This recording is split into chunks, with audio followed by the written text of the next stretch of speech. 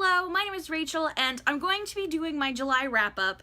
I'm also going to include the few books that I managed to read in May and June. I was in a huge reading slump, so I just didn't even feel motivated to do a wrap-up, and there's really not that many, so I'm going to go ahead and include them here, but oh my goodness, I think I'm finally out of my reading slump. So, in May, I only finished 2 books. The first book was I'll Be Gone in the Dark by Michelle McNamara, and I gave this one 2.5 out of 5 stars.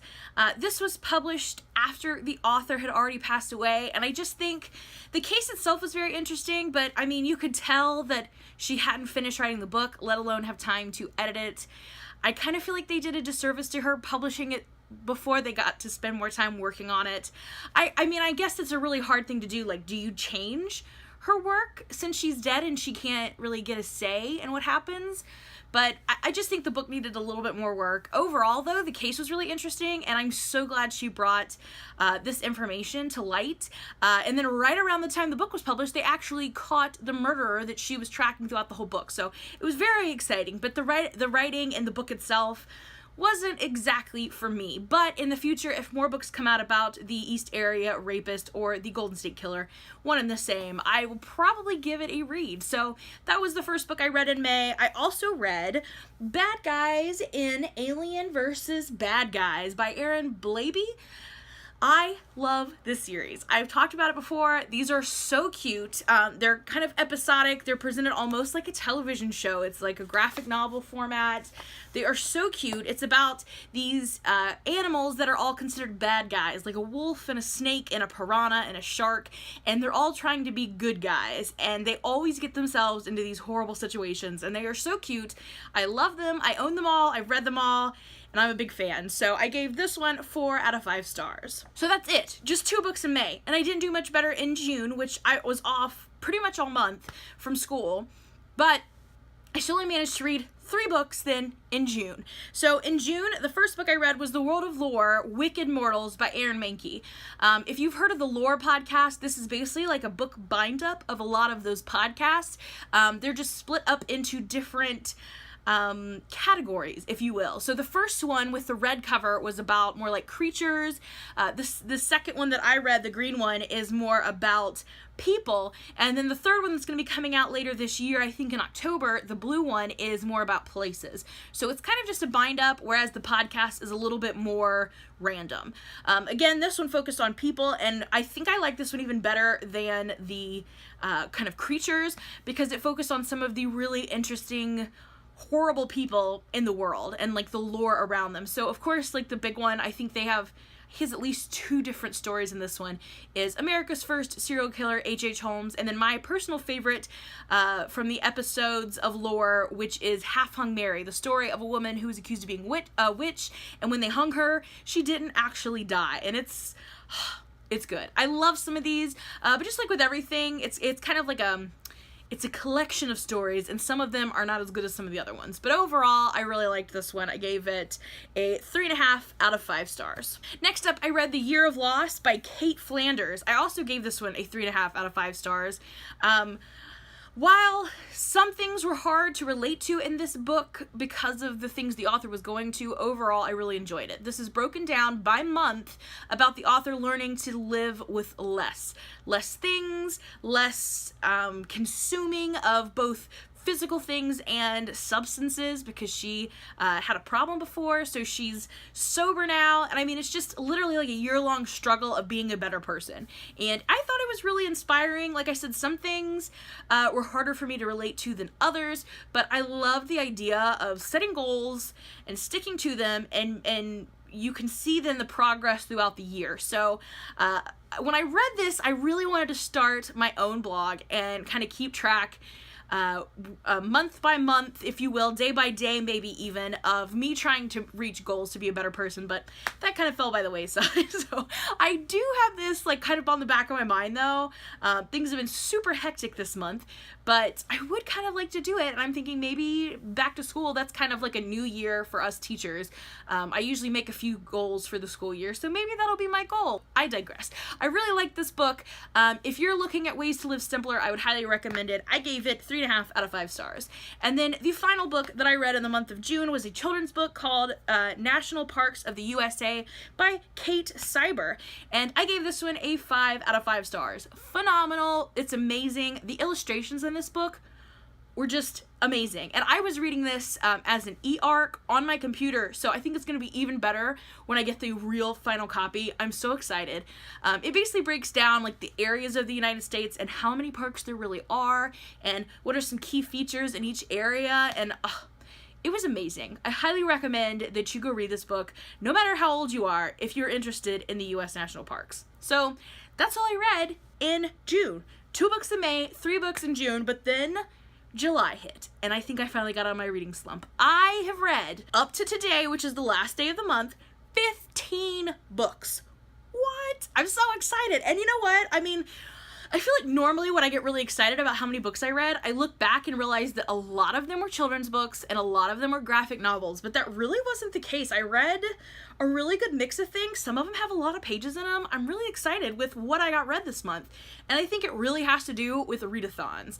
I partook in several readathons this month. I'm currently doing Booktubeathon, and the Newts readathon starts tomorrow. It's been really motivating. I did a couple 24-hour readathons. I had to read a couple of books for this review group I'm in, so just being forced to kind of read some books and these like peer pressure areas really helped me this month. So let's get to the books that I have managed to read in the month of July. Now I do have to warn you though that I think August might be slightly less. I'm hoping not, but I do go back to school tomorrow and I think the reading's gonna take a nosedive, but let's still celebrate the 15 books I managed to read in the month of July. So first up was a book I picked up while we were out of town in Michigan. It's called Great Lakes Cold Cases, Unsolved Murders of the Great Lakes Region by Wayne Lewis Kadar. This is all just a collection of different cases that took place in and around the Great Lakes area. So like Michigan, Illinois, Ohio, Pennsylvania. I thought maybe there was another one, but those are like the main areas where these crimes took place. And while, again, I thought the cases were interesting, one, I'd already heard of most of them, having been living in Ohio my entire life and being a fan of true crime, but also the writing was not the best. This one was a little bit of a struggle for me to get through, which is surprising since I do like true crime, but the writing just wasn't great. I gave it 2 out of 5 stars. Then, I had been reading this forever, and I was just in the midst of the slump, and I finally got this finished at the beginning of July, and that is Legendary by Stephanie Garber. This is the second book in the Caraval series, and while it took me a long time, and I think I probably would have liked it more if I read it when I wasn't in a reading slump, because it took me forever to read it, just because I never felt like reading. I did really like this one, especially now that I've had a little break after having finished it. I really liked some of the new elements in it.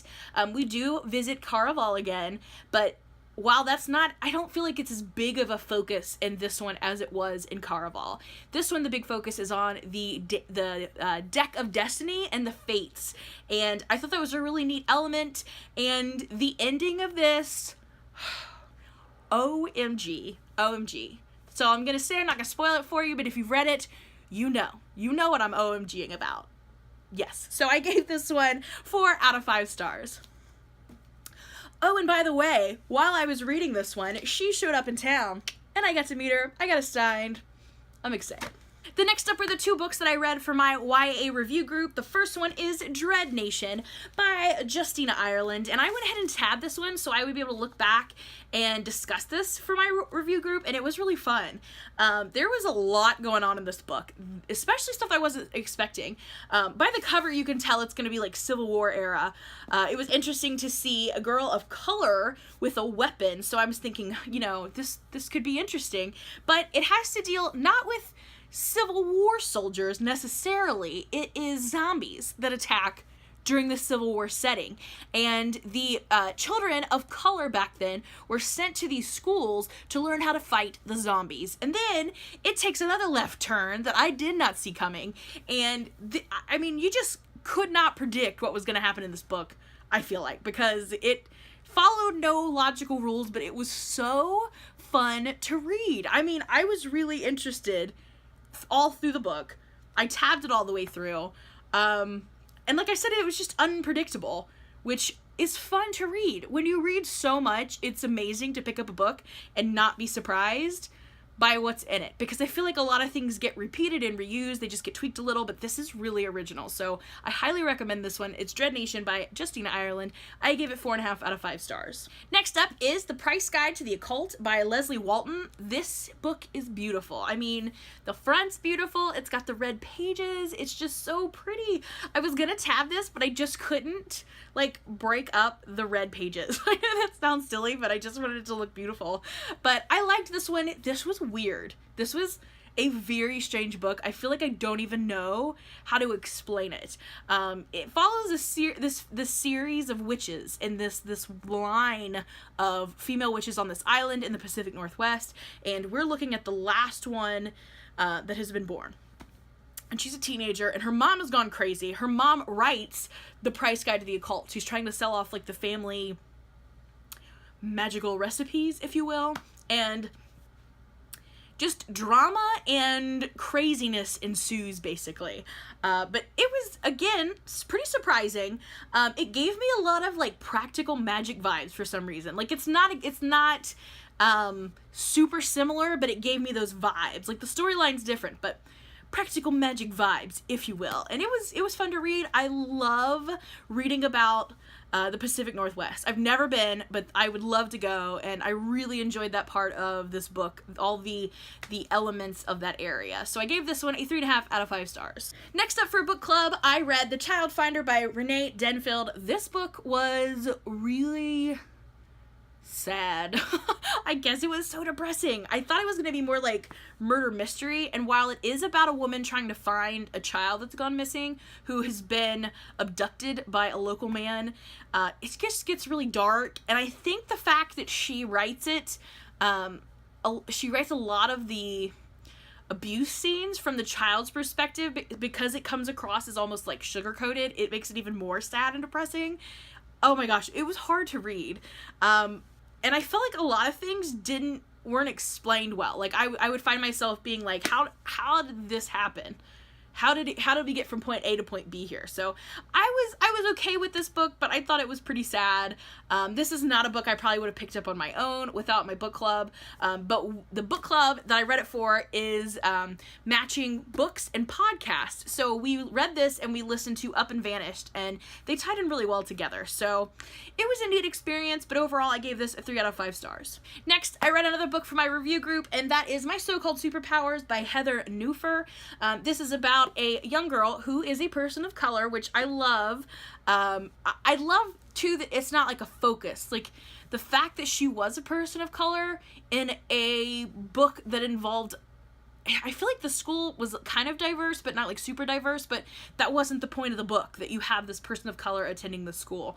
Her main problem was that she developed these superpowers out of nowhere, and things that she would think would happen. So she had a crush on a boy, and all these hearts popped up around her head, and she was trying to, like, crush them all so nobody would see them.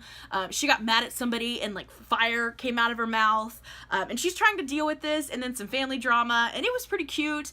I think my kids will really like this at school, but it wasn't really for me. I gave it a 2.5 out of 5 stars. Next up, I read Dead Girls by Alice Brolin. I picked this up because of the main essay in this about America's obsession, as it says, with dead white girls. If you think about it, most true crime is about dead white girls. A lot of murder mystery books, podcasts, and movies are all about men looking for these dead white girls, and I really liked that initial essay. Some of the other ones I felt were a little off topic for me. I didn't enjoy them as much, so it was kind of a toss-up for me about the essays in here. I really liked some of them I didn't really enjoy so much. I didn't think they tied in, but overall I gave this one a 3 out of 5 stars. Next up, I picked up this Behemoth. I was so excited to finally have read this one because it's been on my shelf forever. It's been kind of intimidating. It's very daunting, but I read it because Patrick Rothfuss came to town. So I felt like I had to read this before I saw him, and I did. So I got this big Behemoth read. I ended up giving this one a 3.5 out of 5 stars. I thought it was good. I thought it was interesting. And I read it all, and I liked it, but I wasn't as crazy about it as everyone else seems to be. I liked the main character, Kvoth, which is fun to say. And it was kind of like a Harry Potter situation. You know, it's this poor boy who's an orphan, and then he goes to the school for magic, and he gets into shenanigans. So it was like adult Harry Potter, if you will. So it didn't seem super original to me, but I enjoyed it anyway. I will probably pick up the sequel at some point, but not for a little while. I would like a break from this world, because I also read the little miniature one, and I'll show you that in a minute. But yeah, it was okay. It was okay. But I'm really proud of myself for reading it. Next up then, I read Brazen by Penelope Baggio, the rebel ladies who rocked the world, and this is a series of graphic novel memoirs, and I found this so much fun. All these just powerful women that made the world a better place because they were strong and they stood up for what they thought was right, and it was fun to read. I think this was translated though, and because some of the wording was a little bit awkward, so I think that's probably because it was translated, I think, from French. But overall, I really like this. I think the kids at my school would really like this, so this is a book I will probably purchase. I gave this one a 4 out of 5. 4 out of 5. Then I picked up Ebb and Flow by Heather Smith. This was a book I was reviewing, and I really, really like this one. It is all told in verse, and it was kind of sad. I mean, I felt really emotional when I finished it. It was about a boy who was just struggling with some things. Something bad had happened in his hometown, and he had to go spend the summer with his grandma, and his grandma and this beautiful scenery kind of helped him work through his problems. And, you know, in typical YA fashion, by the end, he has learned to kind of deal with the situation and become a better person. And it was really emotional. I really enjoyed this. I don't know why I wasn't expecting to enjoy this. I have a hard time relating to things in verse, so I guess that's why it was, but I really enjoyed this one. I gave it a 4.5 out of 5 stars. Highly recommend this one. Then I picked up The Slow Regard of Silent Things by Patrick Rothfuss. This is a little mini novella about the girl that lives under the university, and it was really weird. It was really weird. I would have liked more information about why she was down there to begin with, and maybe about why all of those things are down there as well. But it's more just a focus of her getting through a couple of days. Very strange, but I kind of enjoyed it anyway. I would say 3 out of 5 stars. Next up, I read Bossypants by Tina Fey. I listened to this on audiobook as I was traveling to Indiana, and I really enjoyed this. Of course, it was going to be fun since it was read by Tina Fey. I have to say, though, I don't know if this is drawing, like, enemy lines here, but I think I liked Amy Poehler's book a little bit better. This one was funny, but I think it was funnier at the beginning, and then it kind of gradually went downhill. But overall, I gave it a 4 out of 5 stars. But I did kind of like Amy's better. Shh, don't tell Tina. Next up, I read an arc that I got, and I was super excited. I read The Ladies' Guide to Petticoats and Piracy, and I loved it. It started out a little bit slow, but I mean, it just got better and better. I think it was a lot like The Gentleman's Guide to Vice and Virtue. At the beginning, I'm like, I don't think this is for me, but by the end, I'm turning those pages. I'm hooked. I like it. I loved the girl power message in this book. I mean, it was just really good. I am so excited for everybody to read it when it comes out. Top notch. I liked it. I gave it a 4.5, I think, out of 5 stars is what I gave it. Next up, I read The Blood of Emmett Till by Timothy Tyson. This one was really hard to read as well. I don't know what I was expecting going into this, but it wasn't this, if that makes sense. I was a little bit disappointed because they kind of implied they would get more from the woman who accused Emmett Till, but we didn't really get that much, because apparently she's now recanted her statement that Emmett Till harassed her, molested her in the store, which is why he was killed by these white supremacists in Mississippi. We mostly just got a rehashing of the story and not so much about the recanting of the original statement. I think sometimes it got bogged down with too many facts, if that makes sense, because there would be like spells where like a whole paragraph was just full of names and titles and connections, and it was hard to stay in when you were getting so much minute detail. But the story is really important, but the writing for me was a little lacking in this book. So I gave it a 3 out of 5 stars, but I think this would be a good place to start for anybody who didn't know much about Emmett Till, and I really didn't know a lot of the details presented, so I'm glad I read this, but I would like to read another book. So I'm kind of searching around for other books about the same case to get a little bit different perspective, but overall, decent. I highly recommend it if you haven't heard anything about Emmett Till. I think the more we know, the better we are as humans, so 3 out of 5 stars. Read it if you don't know. And then lastly, I just finished this one last night, and that is You by Caroline Kepnes. I've been meaning to read this for a while, and it is freaky. It's all told, I think it's second person. I don't remember now which one's which, but it's all addressed to like you walked into the room, you went and did this, you are blah blah blah. So it's really weird, and I listened to the audiobook, so it sounded very accusatory, like he was blaming me for everything, but it is so creepy. It's very like Dexter in that you're following this guy who is clearly not a good person, but you almost are rooting for him. He makes you like him, and he makes you kind of root for him. So it's really stressful because you're kind of in this turmoil throughout the whole book, but very good, very interesting, very like psychological thriller. I would highly recommend this. Also, I believe the movie is getting ready to come out on Lifetime in like the next month or so. So if you haven't read it yet, jump on it so you're ready to watch the movie. That's why I did. I gave it a 4 out of 5 stars. So there you have it, the 15 books that I managed to read this month. I'm so excited. Now hopefully we can get another 15 for August, but we'll see. We'll see. So thanks for watching. Let me know your favorite book you read in July down in the comments, and I will see you again soon with another video. Bye for now.